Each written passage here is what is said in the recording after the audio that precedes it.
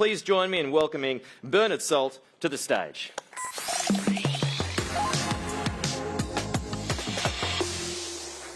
Thanks so much, Peter, for that introduction. Thank you also to News Corp and Courier-Mail for the invitation to speak. My presentation today, Reimagining South East Queensland, Reimagining Queensland, and I think bold enough to reimagine Australia over the next 10 years. If you have done this exercise looking forward 10 years, at any point in the last 30 years, I think the view would have been pretty much more of the same. I think differently about the next 10 years, in particular with regard to Queensland and to Brisbane. I think we're at an inflection point. I think that we're shifting our definition of what lifestyle means in Australia. Let me put this into my presentation. I want to start by asking a big picture question.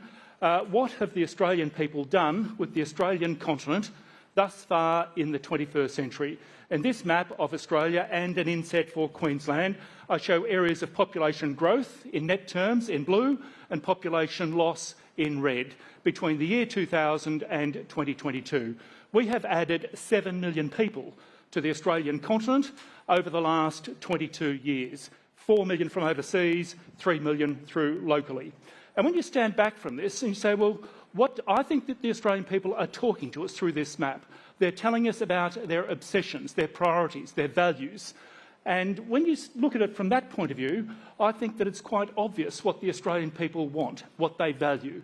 When I look at this, the blue bits are up the coast, down the coast, sea change, tree change. We had the most extraordinary resources boom on the Australian continent over the last 20 years, 2008 to 2012, the biggest resources boom since the Ballarat gold rush of the 1850s. At that time, and over successive resources booms, we have created new towns in the interior, Ballarat and Bendigo and Broken Hill and Mount Isa and Kalgoorlie and Roxby Downs and Karratha, as an example. We did not create one new town in the interior over the last 20 years or so with that resources boom. What we did do was to create the concept of the fly-in, fly-out miner. Why would we have done that? Because we are obsessed with lifestyle. We would prefer to fly people from Brisbane to Karratha and back than actually commit to those mining communities, is my point. We are obsessed with lifestyle. That has been the driving force, I think, of Australia over the last 20 years, certainly over the last 50 years or so. And I think that that is evident in city growth over time. I want to now take you back to the 1954 census. Here is a time when Bob Menzies was the Prime Minister, barely 9 million people across the Australian continent. Here is the census results for the 20 biggest cities on the Australian continent in 1954. The baby boomers were just being formed at that time. You can see Brisbane, still the third largest city on the Australian continent. Ipswich was considered to be a separate city to Brisbane in 1954. The Blue Mountains was considered to be a separate city to Sydney. Kalgoorlie was the 20th largest city on the... When I look at that and stand back from an altitude, I think here is a community that strikes me as sort of a bit mining, a bit agriculture, like an outpost of the British Empire. And it's probably right. Let's just now fast forward 70 or so years to today to see how the Australians have transformed the Australian continent. Here are the 20 biggest cities on the Australian continent today. Brisbane is still the third largest city on the Australian continent, but by my measure, what is that, 4 or 5 times the population? Imagine being in business. Imagine starting a business in building or construction or infrastructure or airports or ports in 1954. Maybe your parents, your father probably, may well have done that. Your grandparents may well have done that. Being in the right place at the right time is absolutely critical in terms of business. And reading the big picture trends, having the demographic wind at your back. Look at number 6. The Gold Coast did not exist in 1954. It existed as South Shire, as I recall. Life expectancy in 1954 was barely 69 years. You had about 4 years in retirement. There was no logic for the Gold Coast to exist. Life expectancy increases and then the Gold Coast just blossoms into being. In fact, when you look at it like that. And you say, well, what drives the cities today? Well, I would say the pursuit of lifestyle. Up the coast, down the coast, sea change, tree change, superannuation, retirement. These are big tectonic forces that shape the direction of Australian world's largest cities. This might, oh, it's all very interesting. I wonder what the 20 biggest cities in Australia will look like at the time of the 2032 Olympics, or just after the 2032 Olympics, in fact. I've actually gone to official projections for about 35 cities to come up with the top 20. Had to make my own judgments here and there. It's not perfect, but it's my best assessment. Here is my best assessment of the 20 biggest cities on the Australian continent just after the Brisbane 2032 Olympics in 2033, of course. And you can see that Brisbane's about 500,000 people, about 400,000 people added over that time frame. But also the Gold Coast, also Sunshine Coast, also Cairns, in fact, and Townsville. There's about 6 or 7 are in the top 10 that are actually in Queensland, 4 of which are in southeast Queensland. You would have to say that this is driving Australian prosperity and Australian lifestyle, shaping Australian lifestyle over the next 10 years or so, and probably much further into the future. Very interestingly, sitting at about number 21 is another Queensland city. It is Mackay. It's only about 500 people less than Launceston at that time. In fact, I think it'll actually get up maybe by the middle of the 2030s or so. What is driving Mackay? It's not as much lifestyle, you know, the broader region perhaps, but I would say that would be resources. Resources, lifestyle is driving forces. Bear that in mind when I show you the next slide. Let's have a look, another big picture, high altitude, swashbuckling views over time of a key driver of prosperity in Queensland and in Australia. I want to show you the number of people arriving in and departing from the Australian continent every month from the year 2000 through to August of this year. So it is 23 years every month. The inflows are in dark blue, are in light blue. The outflows are in dark blue. And you can see from this that there's more inflows than outflows. Kind of get that. If you went to Bali, you're going out, and then you come back and you go in. And when you stand back from this, the year 2000, is that around about 400 million? Is that right? 400? What is it? 400,000 people arriving and departing every month. And then you just go right up until just prior to the pandemic, prior to the border closure. I'm going to say that's about 1.2 mil. Is that a threefold increase? Imagine being in business and having the forethought to invest in something like an airport or an airport property, airport-related infrastructure, for example, and then having the demographic wind at your back. Imagine being 28 years old, born in, whatever it is, 1972, in the year 2000, going into a business like that, right place, right time. You don't know it, but you are going to be propelled forward for the next 20 years of your career. That's the kind of demographic insight that I think you need to read and understand and respond to in terms of delivering infrastructure and making big picture plans. The reason why I love this slide, I love all my slides, but I love this one especially, is because it's so dramatic. You can see the impact of the pandemic. It's like someone has shot a cannonball through this. Of course, the border's closed, but it's all coming back. It's all coming back. Yeah, but, you know, this is up to August. By my eye, I haven't measured this precisely, by my eye, I reckon that's barely 60% of where it was. And this is like 3.5 years later. This is a 4-year event, if not a 5-year event. The First World War was a 4-year event. 5 years if you bolt on the Spanish flu. Second World War was a 5-year event. The Great Depression, maybe 2 years with a long tail, 3 or 4 year tail behind it. People change behaviour when you have an event of this scale, this magnitude, this gravitas, threatening life, in fact. In fact, that happened after the First World War. Have you ever seen the Charleston dance danced? It is a celebration of life. And I kind of get that. If you have stared death and destruction, eyeball to eyeball, for 4 or 5 years, what would you want to do on the other side? You'd want to celebrate life, rebuild, recreate, procreate, create a better version of the Australia you left behind. We have done that before. And I say this is of a sufficient magnitude to say the next 5 years, 3 years, 4 years, I think that is where the mindset of Middle Australia is. Rebuild, recreate, create a better version of Australia. I want to reorganise my life in a better way. How can Brisbane capitalise upon that and link in to our core values and demographic assets? Speaking of demographic assets, let's start with the ethnic composition of South East Queensland quite specifically. In fact, this is from the most recent census. Here is the 12 largest ethnicities resident in South East Queensland at the 2021 census. And you can see the Brits, the 10-pound Poms, here in the arrived here in the 50s and 60s. Their demographic profile, they're on their 70s and 80s, and they are actually shrinking. If you look at the change, it's still growing a little bit, but not as much as new trends.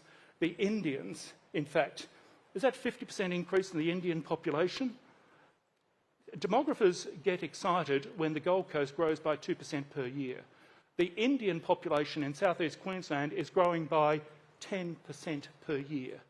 And in fact, that is being replicated at a national level. When you look at this, the UK has been the largest non-Australian born population on the Australian continent for 100 years, probably 150 years when you think about it. I actually think there is every chance that the Indian population will be our largest ethnicity by 2032. The culture of Australia shifts subtly as a consequence. Indian preferences in terms of housing might come to the fore, in fact. Not just the Indian population, the Filipino population. This varies city by city. In Sydney, it's the Nepalese. In Melbourne, it is the Sri Lankans. It's like the cut of a key is slightly different for every metropolitan market, in fact. There is a new data set that was released about 3 months ago. It was produced by a group called the Centre for Population. It was a new group established to advise the Treasurer in Canberra in 2019, just prior to the pandemic, fortuitously. I love their stuff. They have produced a forward-looking view of every Australian capital city post-pandemic. This is like looking through the Hubble telescope at a new galaxy. We have never seen this before. Here is the post-pandemic view of Queensland that was for the next 10 years. And when you look at this, you can see, well, it shows the change in population by single year of age from birth through to 100 plus. And if you're in business, you want to know how many net new first home buyers are there in the market? How many more students are there in the market? How many retirees are there in the market, literally over the next 10 years? And here is, in my view, the best intellectual view of that future. And when you look at Beck, you see, well, actually, a nice, strong growth in the working age population, 15 to 64, 400,000 or so across Queensland. You know, not all of them will be working, but a significant number will. And you can see very bumpy surge points, if you like, that are going to shape consumer spending. 25 was the great studentification of Australia's capital cities. I've done this for every capital city. This is exactly the same shape as Melbourne, as Sydney, as Perth, as Adelaide, in fact. And then you have the millennials, peak age of 47 in 10 years' time. Those millennials are in this room today. They are 37. I think Australians go through a change in a gateway in the Australian life cycle in their late 30s. By your late 30s, you're partnered up. You have 1 or 2, maybe 3 kids. Your partner goes back into the workforce. And all of a sudden, that inner city minimalist chic apartment in the West End just doesn't do it for you anymore. You need 3 bedrooms, 2 bathrooms, a front garden, a backyard, and a Zoom room. Here is the great pursuit of lifestyle by the millennials. Where are you going to get that kind of property? You'll actually need that in the lifestyle zone. I think we're going to see a shift in the demand for property over the next 10 years or so.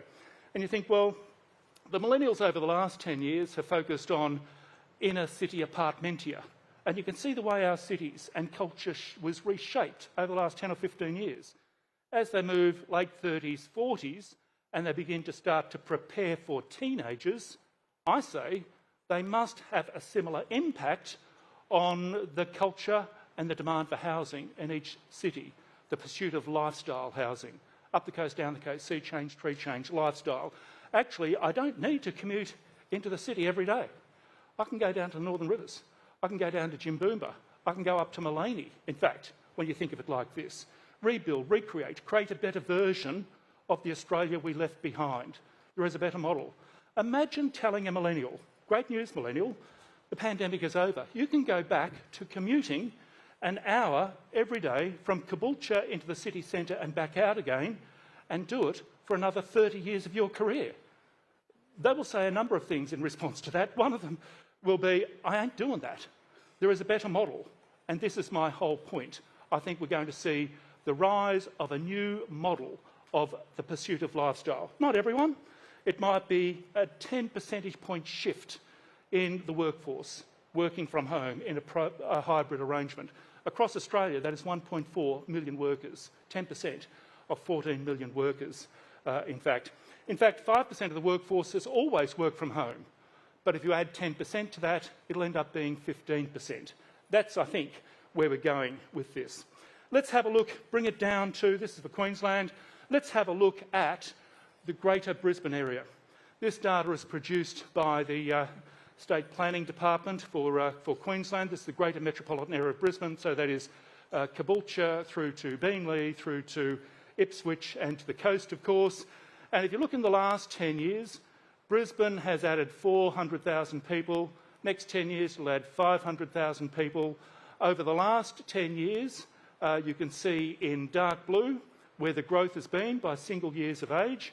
And in fact, you can see that over the next 10 years, you're going to see a hell of a lot more kids. So kindergartens would be a business to be in.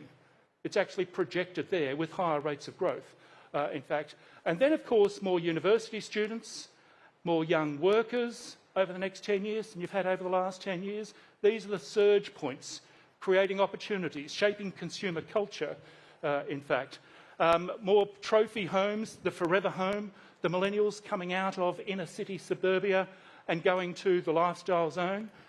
Forever home, lifestyle home, trophy homes is what people pursue in their early 40s. There's a demographer in the US called Harry Dent. I could never understand his work, but he made this brilliant observation about 25 years ago. He said, you buy the most expensive house you will ever buy in your life, in relative terms, at the age of 42. The millennials, 5 million of them across Australia, are now focused around 37, 38. Over the next 10 years, they'll pass through 42. At the last census, you can see the peak time when Australians earn most income in a single year of life. That is 43. It was 42 previous census, it's 43 at the moment. This is like an eclipse where you have an alignment of the planets with the millennials passing through early 40s. Their preferences, how they embrace lifestyle, will change as a consequence. And then, of course, you can see up here significant growth in aged care and particularly frail elderly over the next 10 years or so. And this idea of the growth of lifestyle zones on the edge of the metropolitan area, I think Brisbane pretty much led the way with the Sunshine Coast, the Gold Coast, and even the tree change areas out to the west. You can actually produce exactly this map. So there's a core area, you know, the edge suburbs, you know, so like the Ripley Valley is out here at Ipswich, and you have growth to the north and to the south, of course. But if you look at the next 10 years, see substantial growth of a low base in this lifestyle zone to capture, I think, the millennials, in fact, changing direction. There's another insight from the census that you can get. I want to show you these milestones across the average Australian life cycle. There is a time in the life cycle when you are most likely to form a de facto relationship and to set up a household. That is the age of 23.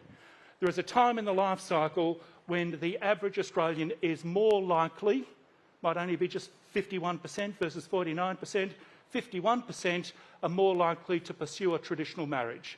Average age at first baby for an Australian woman today is 29, almost 30. You can see the way the mindset has changes, in fact. The average age at which an Australian, typically, or 50% of Australians own their own home by the age of 32. This varies city by city. In Sydney, 32-year-olds, only 40% own their own home. It's closer to 50%, in fact, in Brisbane. In places like Gisborne, outside Melbourne, Bacchus Marsh, outside Melbourne, in Yanchep, on the western side of Australia, it is actually about 78% in fact. These are home ownership hotspots around Australia, in fact. Peak income at 43, peak divorce for a female is at 46. Of course, for males, it's at 52. And then, of course, at 55, you can see the empty nester syndrome kicking in. You can see the average household starting to decrease. There's a time in the life cycle where Australians deliver unpaid care, often to a family member. We ask 62 questions in the census every 5 years. The Americans ask 12 questions every 10 years. It's incredibly detailed. So the average age at which people provide care, it peaks at a single year of age. That age is 57, mostly females. Why would that be? And then falls away. Why would that be? That would be because at 57, that female is managing mum and dad, then in their 80s. And then mum and dad pass away, and they're released. And you have the Rhine River cruise market just emerge. You are released from that, or in fact, you look for opportunities to re-engage, maybe through volunteering, in fact. Then, of course, there's this, what I call the great contentment. One of the most impactful questions added to the last census was, have you ever been told by a healthcare professional, a doctor or a nurse, that you have a long-term mental health condition defined as anxiety or depression? Not whether you reckon, have you been told? And around about 19% of the Australian population said they did. It actually peaked for young women in their early 20s. In fact, it reached its low point at the age of 65, right through to about 78. The minute you leave work, the anxiety and depression decreases, is the point. But there's this sort of sunny upland. I mean, what period in the life cycle are you happiest, in fact? 65 through to 78. You know, you paid off your mortgage, your kids have left home, they're partnered off, your grandkids arriving. You know, there are health issues, but it's not dire. There's still money for superannuation, for travel. It is the best time in the life cycle. And do we not have the baby boomer generation passing precisely through that alignment, literally over the next 10 years? What products, what services, what business opportunities can we develop specifically here in the lifestyle heartland of the Australian continent to capture that market over the next decade or so? Peak belief, what is your religious affiliation? In fact, you know, most Australians said they're Catholic or Presbyterian or Buddhist or whatever it is, but many Australians said, I believe in nothing. What time in the life cycle are you most likely to believe in a God, in a hereafter? And that is at the age of 88. The closer you get to God, the closer you get to God. It's very important. It is very important later in life, is the point. And then peak aloneness is 93. You can actually see that in the mental health question, anxiety and depression. 93-year-olds, you know, it's about 20-25% population. How can we manage that and deliver a better quality of life to people living isolated lives in their late 80s and 90s, in fact? There's another data set that I particularly like because it's so forensic. It's produced by the Australian Bureau of Statistics every 3 months, where they measure the number of people in 450 different occupations. Here is the top 4 occupations that added most jobs between February 2020, just prior to the lockdowns, and August of this year. So what is that, 3 years and 3 months or 5 months or whatever it is, in fact. What jobs have gone gangbusters, literally in Queensland, over the last 3.5 years? It will show you how the economy is shifting, how our culture is shifting. And here it is. In fact, registered nurses up 22,000. 22,000, that's got to be like 700 per month. No, the business you need to be is in recruiting, training, verifying, validating, providing these workers. In fact, check out truck drivers, of course, on the up, child carers, you know, 2 in care, 1 truck driver, store persons, they work in warehouses, trucks and store persons, that's logistics. We have shifted the way we buy consumer goods, and buying it online has surged the demand for store persons, for truck drivers. Sitting about number 7 or 8 is delivery van drivers, and sitting at about number 10 is the developers of apps, in fact, the great appification of Australia. And you think, well, this means we probably need to have really big distribution, warehousing, logistics centres, probably on the north side, probably on the south side, in the same way that we have really big shopping centres on the north side and the south side, and east and west, when you think about it like that. And again, you think, oh, that's all very interesting. I wonder what jobs evaporated during the pandemic between February 2020 and August 23, as determined by the Australian Bureau of Statistics in a data set methodology that goes back to 1985. They know their stuff, is my view. Here is the top 4 evaporating jobs in Queensland. Livestock farmers. One farmer buys out the neighbour then moves to the nearest big city or to the coast. Checkout operators. Have you been to Target or Kmart lately? There are no checkout operators, you do it yourself. And this is because we have lent into technology. There is a better way to organise society. Waiters, the waiter population is less today than it was in February 2020. All those waiters that were put off have found other jobs, better paying jobs is the point. And then general clerks, I suppose general technology. I love the next slide also. It shows a particular forensic insight into the workforce. I want to show you the age profile of retail pharmacists, chemists, if you like, qualified chemists, and extraordinarily focused on the 30s, sort of millennials. And you think, there's this huge bulk of pharmacy-type people coming through. This is a business where you have a pharmacist that runs a pharmacy. I see this as like a tidal wave of entrepreneurial energy that will compete for the available opportunities going forward when you look at it like this. And you think, that's a front-loaded job.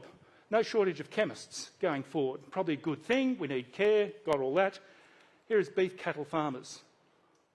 What was the fastest contracting job in Queensland from the red bits between February 2020 and today? It was beef cattle farmers, baby boomers, clinging on to the land. And they're backfilled, which means that over the next 10 years, the family farm as a concept is going to change. Might be corporatised farms. Whether it's good or bad or right or wrong is not the point. You can see the way the demographics are pushing, in fact. This concept of backloaded jobs, where there's a lot of jobs right on the hammer of retiring, just exiting the industry. Other jobs would be truck drivers, like this. So logistics people are, you kind of drive towards automation when you think of it like that. And the other one is religious ministers. They're all in their 60s and 70s and moving out of the business of catering to spiritual needs right at a time when the baby boomer generation are heading towards their 70s. In fact, there could be quite a rethink of spiritual care going forward. Let's have a look at the way we live and the way we lived.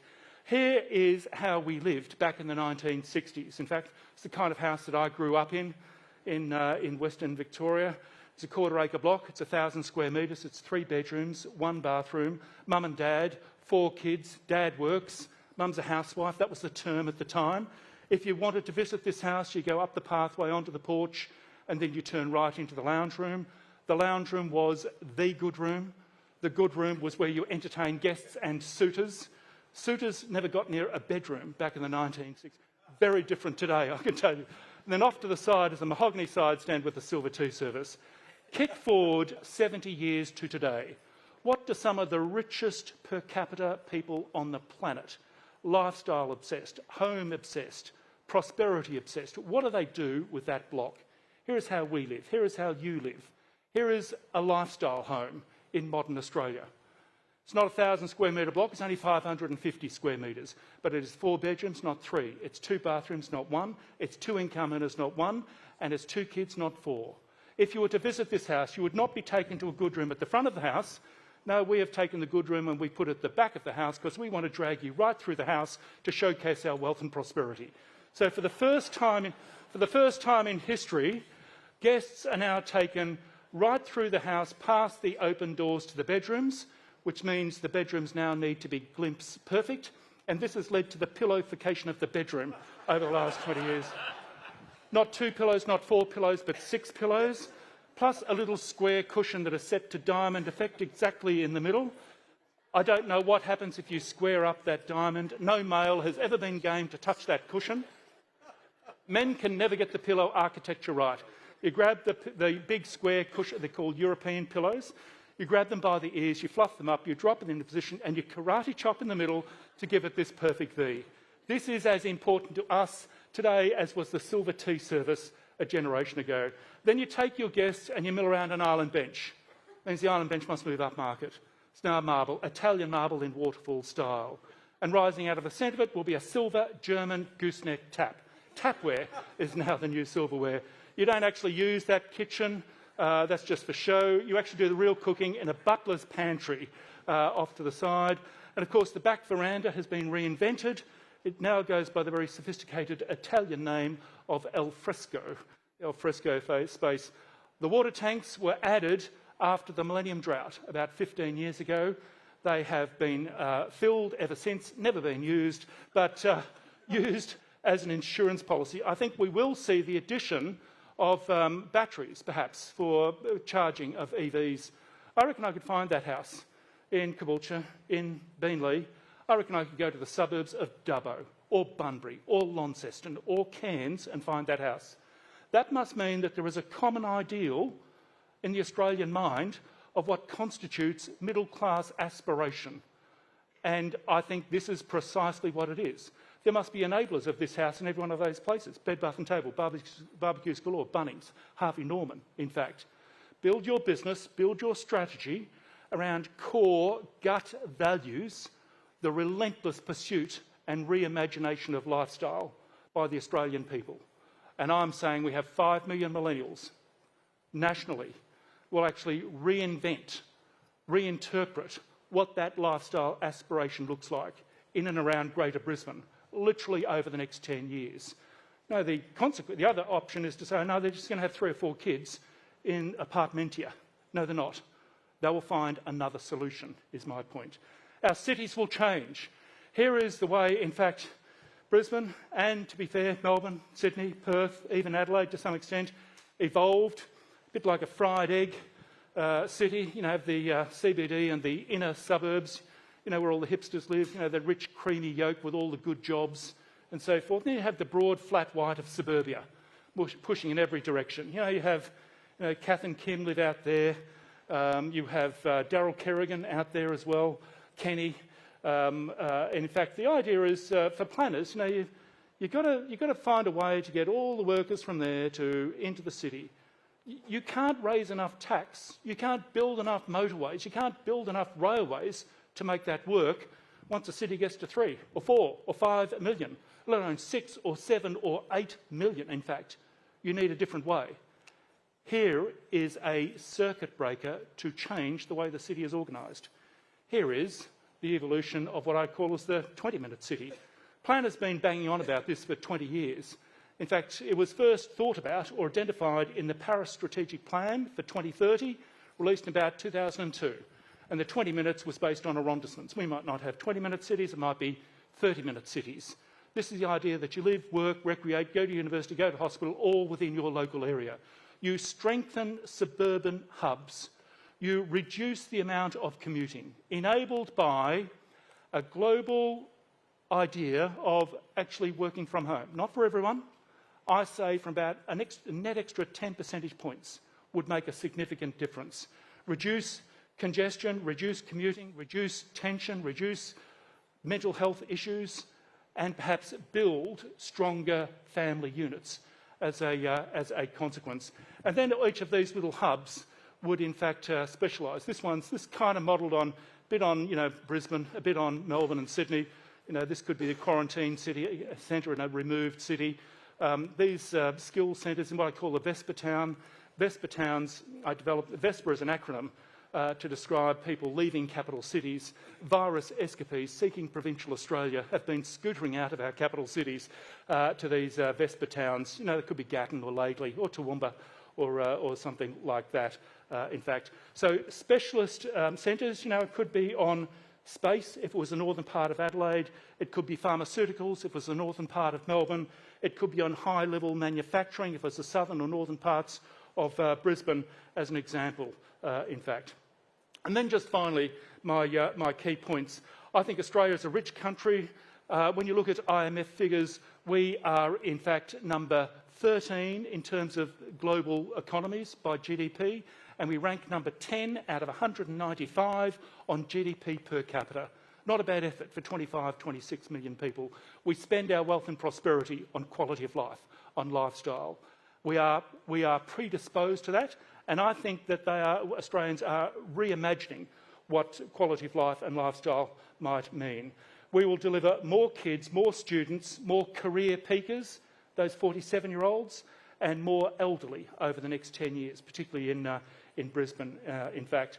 This, I think, lays the foundation for a Brisbane that is better articulated, better nuanced to the demography that is evolving and to the values of the Australian people that I think ultimately will deliver a better quality of life than we have today by the time of the 2032 Olympics. Thank you very much.